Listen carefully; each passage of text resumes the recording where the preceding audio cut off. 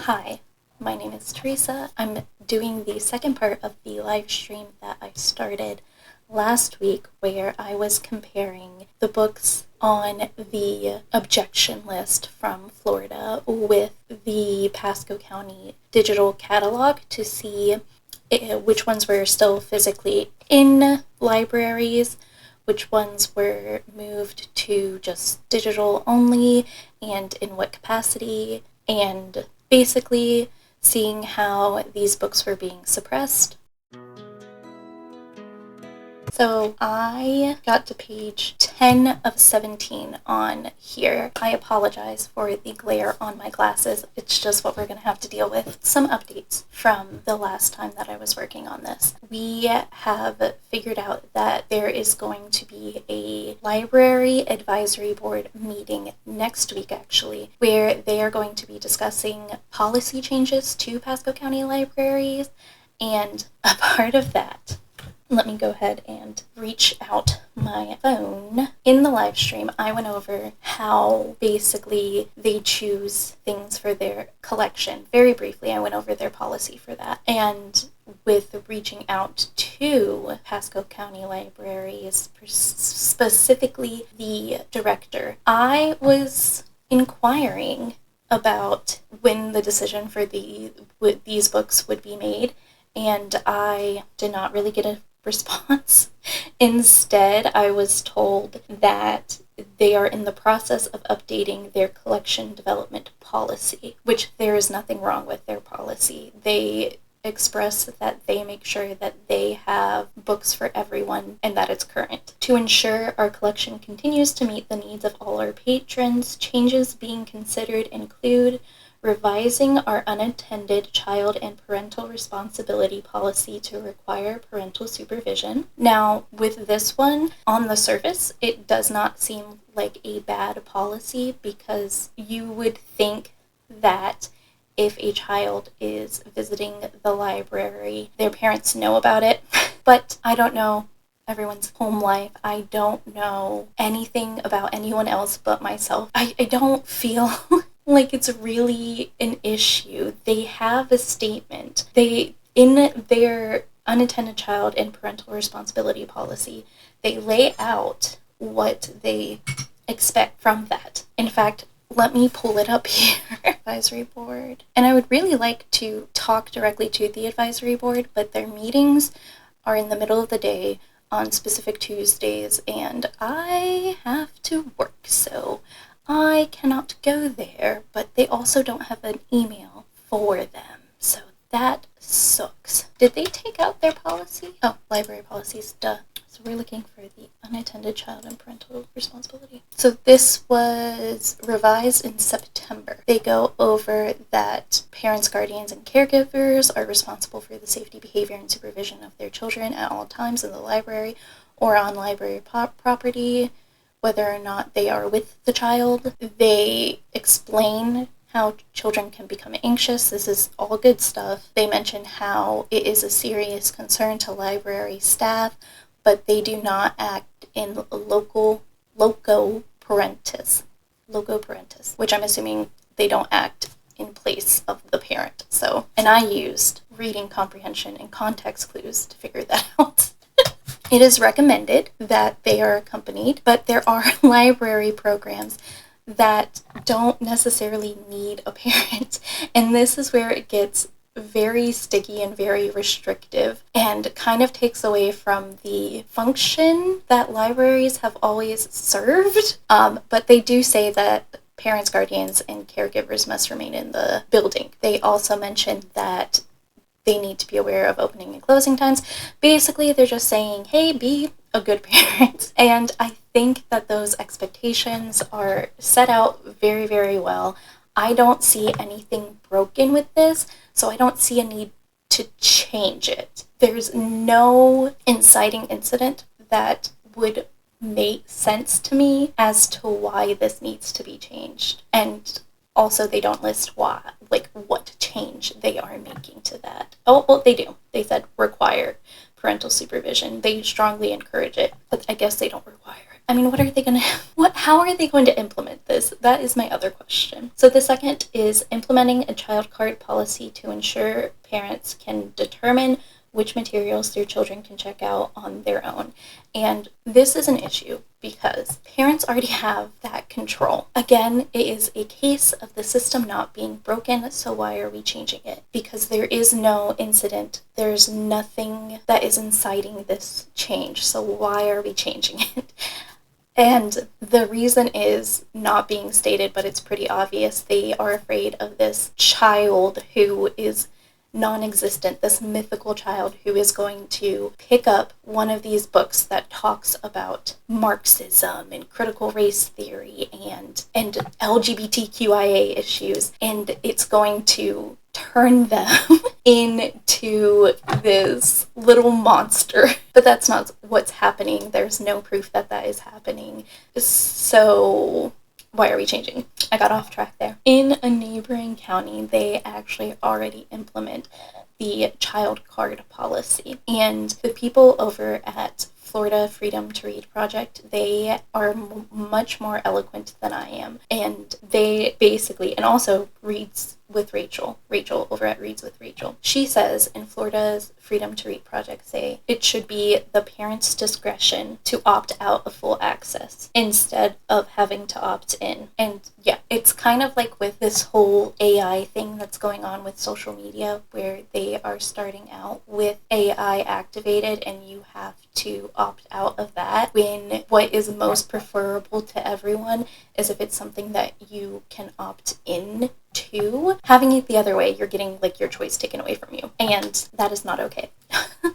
I don't know why I put my phone down. I have other stuff to say. And the third thing is reviewing and moving sensitive materials to the adult section to ensure availability within our library system. And this was a huge red flag to me, because what is sensitive material? That is a very subjective term, and they are using it to very nicely say that they want to take out LGBTQIA plus books that talk about race, books that talk about political ideologies that they do not agree with, and it is very insidious. It's so insidious, and so they are going to be discussing that at this next library advisory board meeting. So that's the first thing that I want to talk about before I jump into this to review that. They also have talked about, they've basically acknowledged that these books have been suppressed, which is fucked, before they're reviewed. So they haven't even been reviewed yet. And I don't know, because it does not mention anywhere in the policy if that is standard, like in the review process, if they remove the book while they're reviewing it. I don't like that if they do that, because again, they're taking away access for something that has not been determined either way, and it is still pretty fucked.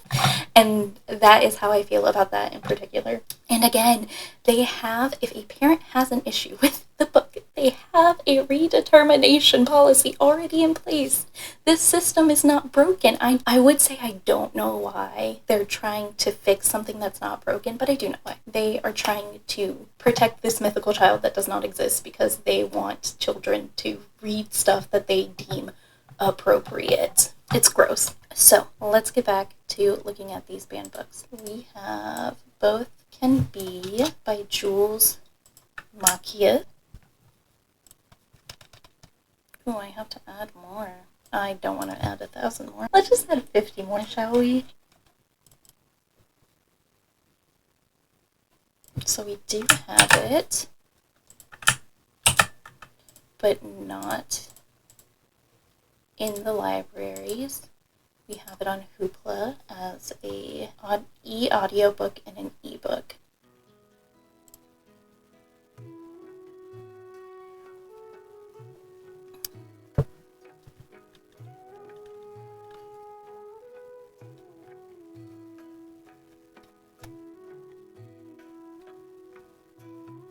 So yeah, it's middle grade. It's labeled as middle grade. It should stay as middle grade. Just seeing all of these not available from last time is crazy. It's recommended. by the publisher for kids ages 8 to 12 years old. It gives you the grade range. I think this is a fantastic tool. I really am curious as to what index means. From my understanding, it is the last time that it was, like, not updated, although this was updated as well, but like the last time it was looked up in the system. Honestly, if any librarians know, I would love if some insight was given to that. What date are we? The 2nd. 2025. And we are marking that with the green. Christian the Hugging Lion. That sounds very cute. Okay, let's see. Justin Richardson, Exploring Stoic Strength in a Modern World, Navigating the Age of... Oh, he did And Tango Makes 3. He also did that first one. Okay.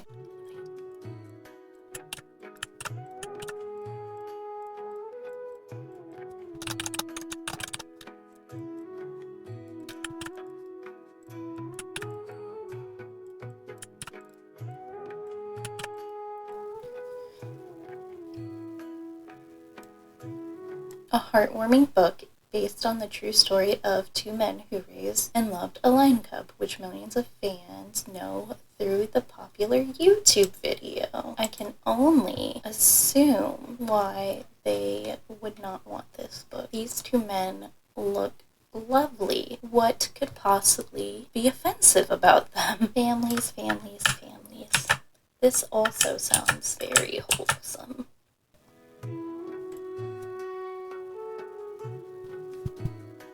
What? Oh, it's for a movie thing. Grumpy Monkey Up All Night. Okay.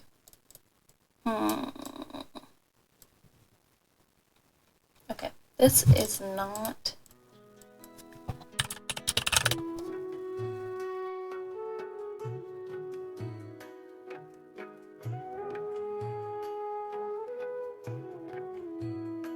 Okay, so maybe... Oh, of course. Do you guys see this?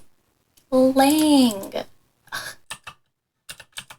How could they have gotten that wrong?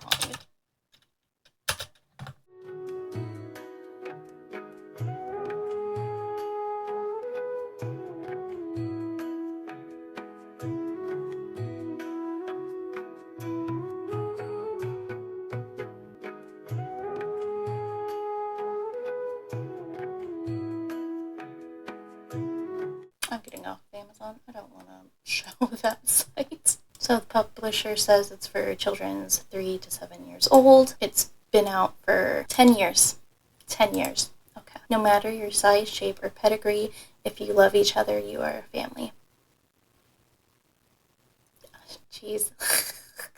Not the text of, not the tagline for a book almost making me cry because of my family issues. I'm just using this to copy and paste, and let's not forget to change the name. I forgot how fun this was. Fathers are part of a family. Not a part of my family, but important. I don't see anything wrong with that sentiment. Fathers laugh, fathers cheer, fathers love. Using simple text and fun photos, this title reinforces the role dad plays in the family. Again, would not know, but it's not available physically. Hoopla as an ebook for children's 4 to 8 years old. Fathers, family.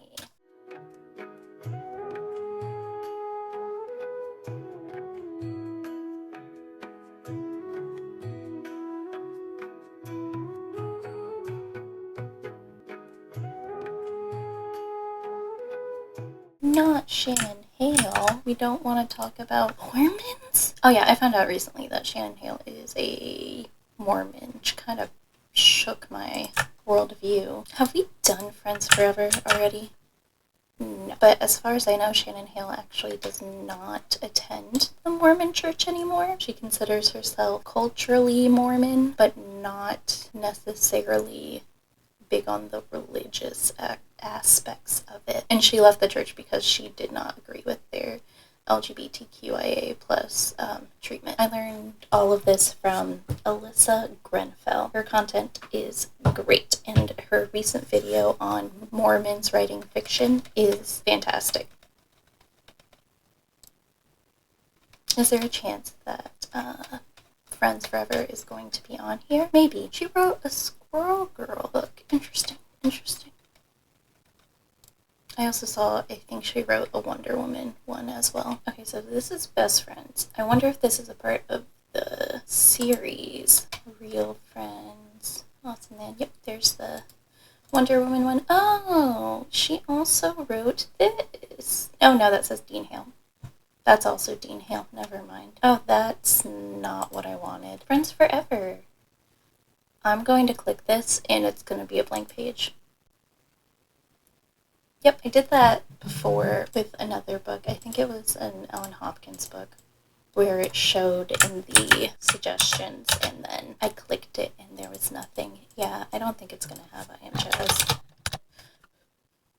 I Am Jazz, of course, being about a trans girl.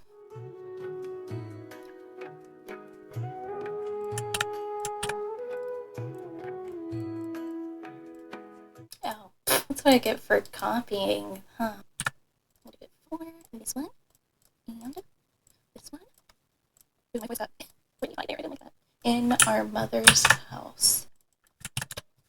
Trisha Polacco.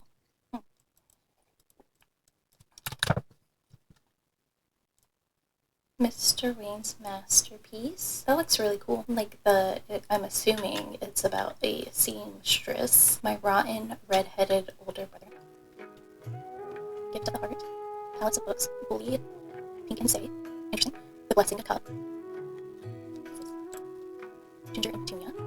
The Art of Miss Chu. The Lemonade Club. Pink and Say, but in Spanish. Sticks and Stones, Chicken Sunday, Babushka Doll, Thank You Mr. Fokker, An Orange for Frankie, The Lightning Comes in a Jar, French Kiss Eggs, that looks cute as well. John Philip Duck, Picnic at Mudstone Meadow, The Junkyard Wonders, Fiona's Lace, The Sea of Gold, The Mermaid's Purse. Oh. A single china cup from a tea set left behind when Jews were forced to leave Russia helps hold a family together through generations of living in America, reminding them of the most important things in life. And you will see here, because you'll notice that on the list earlier and coming up that they have recategorized some of these books to be adult, but when it's juvenile, it would be marked as such. Oh, it's a little goose. I thought this was a dragon. But we have no In Our Mother's House. I wonder what it's about. Okay, I see. Mothers is not singular like they have it there. It's a plural mothers. This spelling indicates a singular mother, but it is the plural possessive. It's a very multicultural family. That's very nice. Insect by Lawrence Mound. Lawrence Mound is a cool name, I have to say. Now, do we think they got the name correctly? Who knows? Did they? Yeah, they did. Lawrence Mound. Insect. Oh, it's one of these. What the heck? Why was this taken out? So for something like this, so this was published in 2000. I don't think I would be super surprised if this was weeded out based on like age and popularity of the book, but it is on the objection list, which makes me think that maybe it was taken out. And also, I just want to state that that is not what is happening with the majority of these books. The majority of these books are recent books, and they are by fairly well-known authors that it would make sense to have in the catalog. And what expertise do I have in this? None. It's just vibes, to be honest. And also, just as a reader. Lillian Duncan by Donna Get was about LGBTQIA. It's about bipolar disorder. This is interesting. But, I mean, books are up for discussion. That is literally their whole point, even if I don't like a book, that does not mean it should not be in the library. Should not be taken from the library. I was, and I might do this in a separate video, actually react to what was said at the previous Board of County Commissioner meeting about this, so that people can actually know. Let's talk about Michelangelo. What's wrong with Michelangelo? They have all of the other people. Oh, cool. Has anyone seen that TikTok where someone says that they think Degas is Jack the Ripper? That was interesting. I don't believe it, but it was interesting.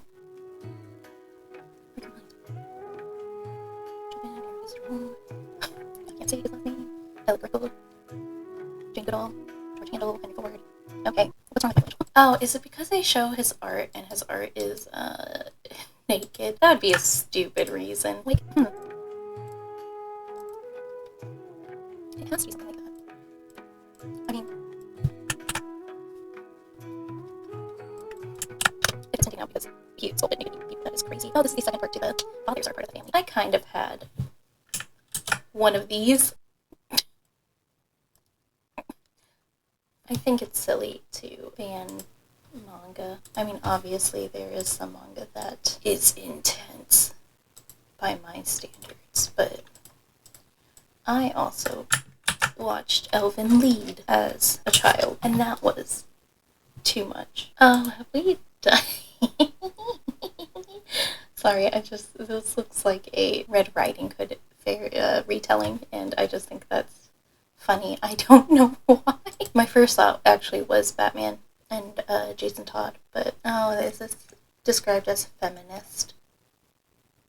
Because they don't like that. Yep. It's so easy, guys. I do wonder, like, how feminist this stuff really is, because is it just it has a female protagonist and she's the one who saves the day? Because I really doubt this is actually going into, like, actual feminist ideas. And if it was, I don't think that's necessarily a bad thing, but I think people see this tag and they get scared of it.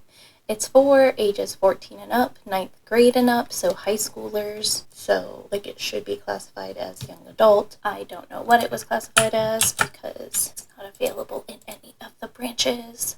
We've had to have come across Sold before.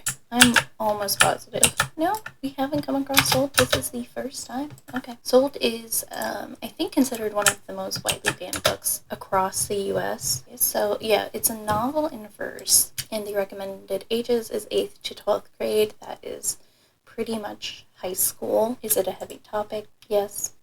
But that does not mean that it should not be in our public libraries. That it should not be in.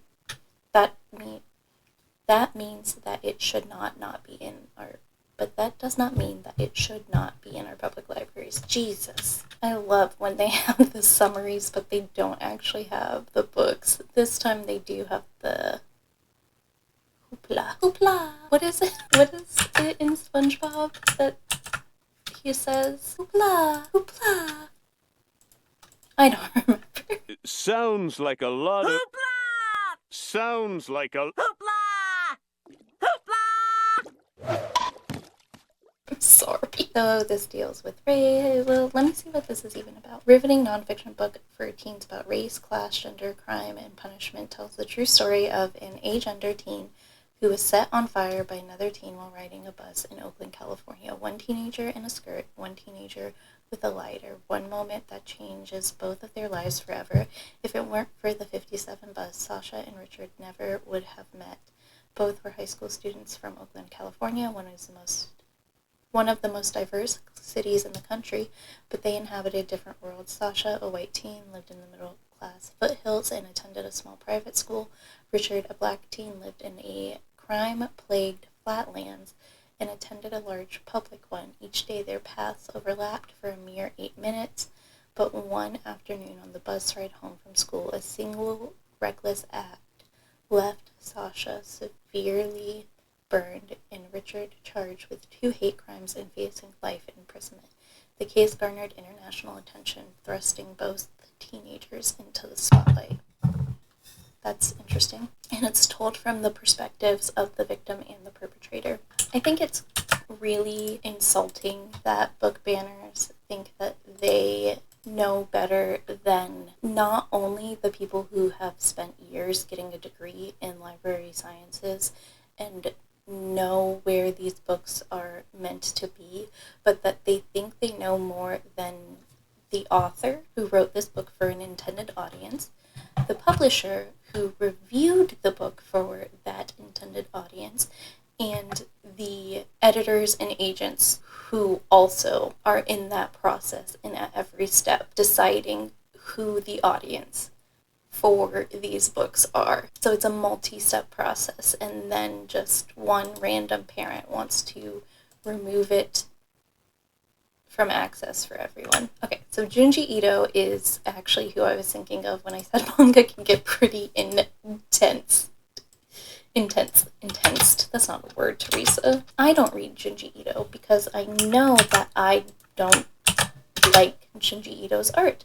But that doesn't mean that I don't think other people should not have access to it. I wonder if we have any Junji Ito. Like, he is a horror manga artist. The Family Book by Todd Parr.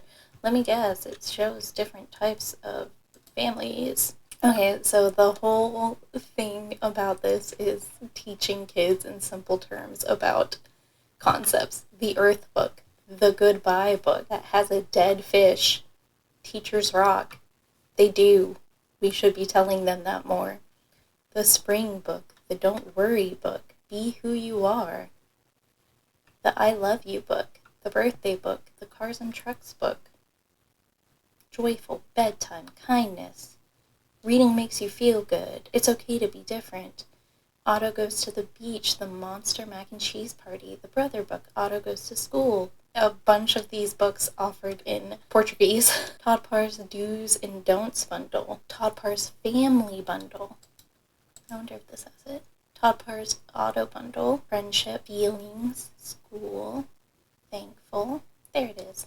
But I'm not counting it. So they kind of have it, but they kind of don't. It's adult. And it seems the talk is about how being black in American society is different. Yep, that's just what black parents do have to tell their children. And it's fucked beyond belief that that's the society we live in. And, I mean, if children are having to be told this at a young age, this is not inappropriate for children then. Well, I'm going to stop when we get to Martin County.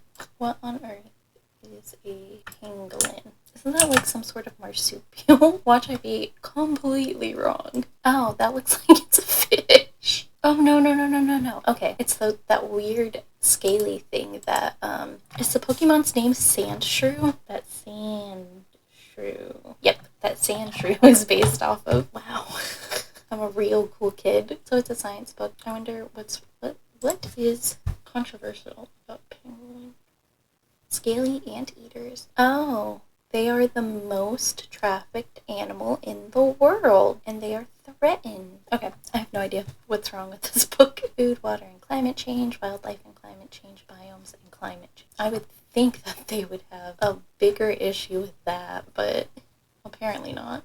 Okay, I have also seen this a couple of times where it's labeled adult and then it says parent, and I'm not quite sure why that is. So it is available. It's been marked as adult for some reason. To review by one person. The theme is one I was all in for, and parts of the book had me nodding my head in agreement, saying, yes, white people, tell your kids about these things and start thinking about what it's like for people who look different than you. The book in its entirety, though, just felt lacking. It kept feeling like it would get close to making a great point about what racism is, or describing it, I'm assuming. Interesting. We have our Lexile measurement, our accelerated reader measurement, and the publisher recommended age and grade. They probably think this is critical race theory in some way. They will probably say something along the lines of we are teaching white children to feel bad about themselves, which, I mean, no, it's just teaching children that black people have suffered in America. America, and that white people had a large role to play in that. Okay, that is all I am going to do for this section. I am close-ish to finish. A lot of these are, I think all of the ones in Orange County I've looked at already, but I will take a look again at another time. Bye.